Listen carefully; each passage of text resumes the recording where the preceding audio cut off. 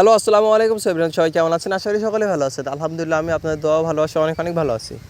তো যাই হোক, এবছর কুলের অনেক আপডেট দিয়েছি। এখন কুলের ডাল কাটার সময় এই কুলের যে ডালগুলো কাটছে আমরা কিন্তু এটা টক কুলের ডাল।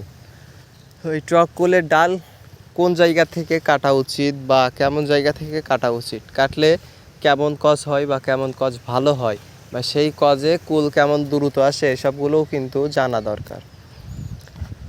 আশপাশে খেয়াল করলে দেখতে পারবেন আমরা কিন্তু এখনও বল কুলে হাত দেই নাই বা বল কুলের কাছে ডাল কাটি নাই।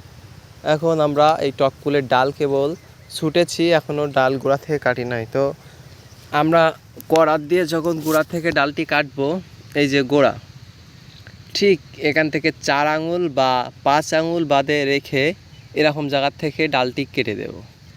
ওপরে অংশগুলো ডাল কেটে দেব। মাত্র গোড়া থেকে 4 থেকে 5 আঙুল রাখবো। 4 থেকে 5 আঙুল রাখার উপকারিতাটা কি? দ্রুত এখান থেকে কজ বাইর হবে এবং গোড়া থেকে যেই কজ বাইর হয় ওইটা হয় মোটা। যেই কজ যত মোটা হবে সেই কুল গাছে তত কুলের ধরন বা একটা ডালের শক্তি বেশি থাকার সম্ভাবনা থাকে। আশা করি আপনারা এই ডাল সম্পর্কে একটু স্পষ্ট তথ্য পেয়েছেন বা স্পষ্ট ধারণা পেয়েছেন।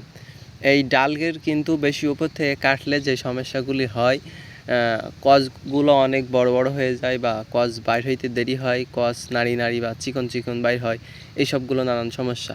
এবং আরেকটা কথা, ডাল কাটার পরেই কিন্তু খেতে একবার সেচ দিতে হবে। ডাল কাটার পরে খেতে একবার সেচ দিতে হবে, তাহলে দ্রুত কজ বাইর হয়ে যাবে, আর কজ মিট যাওয়ার কোনো সম্ভাবনা থাকে না। আশা করি এর পরের ভিডিওটা হবে কজ কাটিংয়ের ভিডিও, আর যারা নতুন বাগানি আছেন তাদেরকে নিয়েও আর একটা ভিডিও হবে ইনশাল্লাহ।